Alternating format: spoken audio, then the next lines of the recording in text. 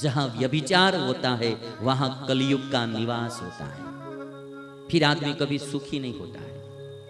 जो व्यभिचारी आदमी है वो कभी सुखी नहीं होगा, कभी न कभी उसके जीवन में दुख आएगा ही आएगा, वो चाहे इंडियन हो या अमेरिकन हो। हमने तो बिल क्लिंटन को भी दुनिया की सारी मीडिया के सामने रोते हुए देखा है। व्यभिचारी आदमी कभी न कभी दुखी होगा ही होगा, उसमें कलयुग का निवास है। चाहे स्त्री हो या पुरुष, व्यभिचार में कलयुग का निवास है। एक लड़का मेरे पास गुजरात में आया था, तो वो आदमी को एक छोटा लड़का एक छोटी लड़की थी, और कहीं परस्त्री के साथ उसका संबंध चल रहा था। उसकी पत्नी को पता चल गया। एक न एक दिन पता तो चल ही जाएगा। ईश्वर के दरबार में देर है, अंधेर नहीं है, कभी न कभी पता तो चल ही जाएगा। और इसलिए आज जो ये व्हाट्सएप आया है ना, व्हाट्सएप ये सब बिगाड़ने वाला है। लोग इसका इस्तेमाल सदुपयोग नहीं करते, दुरुपयोग ज्यादा करते हैं, उसका मिसयूज ज्यादा करते हैं। रात को 2-2 बजे तक बस ऐसे ऐसे घुमाते ही रहते हैं। कहीं बस स्टेशन में बैठे, रेलवे स्टेशन में बैठे, एयरपोर्ट में बैठे, सबको मैं देखता रहता हूं, बस ऐसे ऐसे ही रात के 2 बजे तक ऐसे ऐसे करते रहते हैं। ये व्हाट्सएप है ना, और एक किसी ने एक मैसेज भेजा था, व्हाट्सएप और छोटे लड़के की चड्डी वो दोनों समान होते हैं। वो बार बार देखते ही रहना पड़ता है, कुछ आया कुछ आया कुछ आया, वो बार बार देखते ही रहना पड़ता है। तो व्हाट्सएप ने आज बहुत लोगों के परिवार को बिगाड़ दिया, पति पत्नी के संबंध बिगाड़ दिए। तो ये भाई का कोई पर नारी के संबंध हो गया, फिर पत्नी को पता चल गया, तो पत्नी ने कहा कि मैं मेरे मायके चली जाती हूँ, आपके साथ मुझे रहना नहीं। अब ये आदमी दुख में पड़ गया। छोटा लड़का छोटी लड़की, उसको संभालेगा कौन? बहुत प्रार्थना की पत्नी से कि आप एक बार मुझे माफ कर दीजिए, मैं फिर गलती नहीं करूंगा, अब मैं कभी भी उनसे बात भी नहीं करूंगा, और वो स्त्री के पास जाऊंगा भी नहीं। बहुत माफी मांगी। तो उनकी पत्नी जो थी वो मेरी कथा सुनती थी।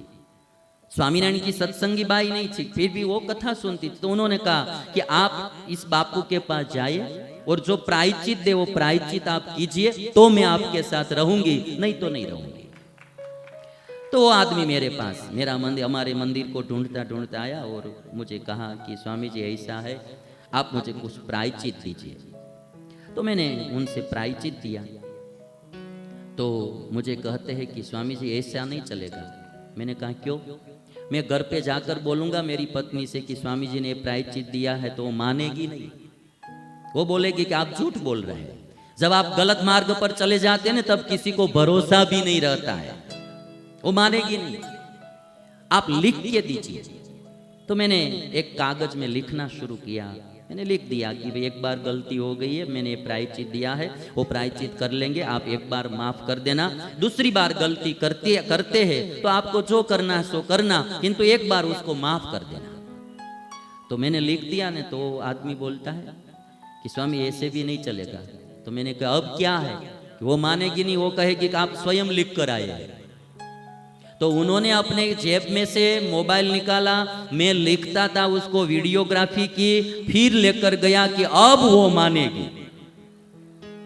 दुख तो होगा ही होगा। ये भागवत की कथाएं तो चलती रहती है, किंतु ऐसी जो बातें हैं वो कोई बताते नहीं है कि कलयुग के निवास, युद्ध में, जुआ में, जुआ खेलते हैं तो उसमें कलयुग का निवास है। आज से ही बंद कर देना चाहिए। शराब में, सुरापान में कलयुग का निवास है। और तीसरा, स्त्री संग में, व्यभिचार में कलयुग का निवास है। चौथा, हिंसा में, किसी को आप परेशान करते हैं, दुखी करते हैं, हैरान करते हैं, तो वो हिंसा है। तन मन धन से किसी से भी आप परेशान करेंगे तो हिंसा में कलयुग का निवास है। और 5वां स्थान मांगा, सुवर्ण में कलयुग का निवास है, माने संपत्ति में कलयुग का निवास है। जो नीति से नहीं आएगी तो फिर उसमें कलयुग रहेगा ही रहेगा, झगड़ा करवाएगी ही करवाएगी। और इतना स्थान देकर कलयुग को जाने दिया। इधर परीक्षित राजा एक दिन शिकार खेलते हुए आगे निकल गए। राजा को बड़े जोर की भूख और प्यास लगी थी। भूखा और प्यासा राजा शमीक ऋषि के आश्रम में आ गए। शमीक ऋषि ध्यान में बैठे थे। राजा का सत्कार नहीं हुआ, इसलिए राजा ने सोचा कि ये ऋषि मेरे राजा का सम्मान नहीं कर रहे हैं। तो एक मरा हुआ सर्प पड़ा था, वो सर्प लेकर ऋषि के गले में डाल दिया परीक्षित राजा ने, और राजा वहां से चल पड़े। परीक्षित राजा घर पे गए। इधर शमीक ऋषि का जो पुत्र था, उनको पता चला कि मेरे पिता के गले में मरा हुआ सर्प डाला। तब उस पुत्र ने राजा परीक्षित को श्राप दे दिया कि हे राजा, मेरे निर्दोष पिता के गले में आपने सर्प डालकर अपमान किया है। जाओ, आज से 7वें दिन तुझे तक्षक नाग डस लेगा और तुम्हारी मृत्यु होगी। एक ऋषि का, एक संत का अपमान करने से आज परीक्षित राजा को श्राप मिला। कभी भी किसी संत का, कोई ब्राह्मण का, कोई गरीब को कभी भी परेशान मत करना, उनका अपमान मत करना, उनका नतीजा अच्छा नहीं होता है। राजा परीक्षित ने एक ऋषि का अपमान किया, एक संत का अपमान किया, और उसका नतीजा यह आया कि मृत्यु आ गई। आज से 7वें दिन तुम्हारी मृत्यु होगी। राजा घर पे आए, पश्चाताप होने लगा। परीक्षित राजा ने सोचा कि मैंने निरपराध ऋषि का अपमान किया, जरूर मुझे इसका फल मिलना चाहिए।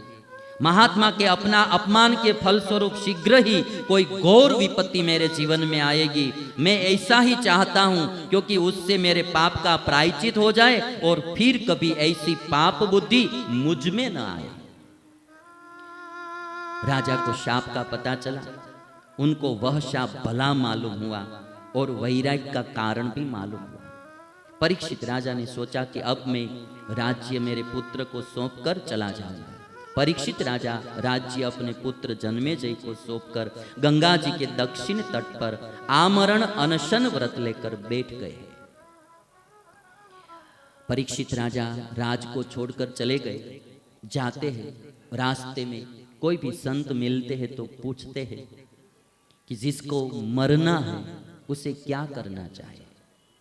जिसको मरना ही है एक दिन, उसको क्या करना चाहिए। एक ही प्रश्न परीक्षित राजा पूछते हैं। कोई भी संत मिलते हैं, ऋषि मिलते हैं तो एक प्रश्न करते हैं कि जिसके सिर पर मरना लिखा है, जिसको मरना ही है, उसे क्या करना चाहिए। हम कभी ऐसे प्रश्न किसी से पूछते नहीं। परीक्षित ने पूछा कि पुरुषस्येह यत् कार्यम म्रियमाणस्य सर्वथा, जिसकी मृत्यु लिखी है उसे क्या करना चाहिए। परीक्षित राजा पूछते चले जा रहे हैं।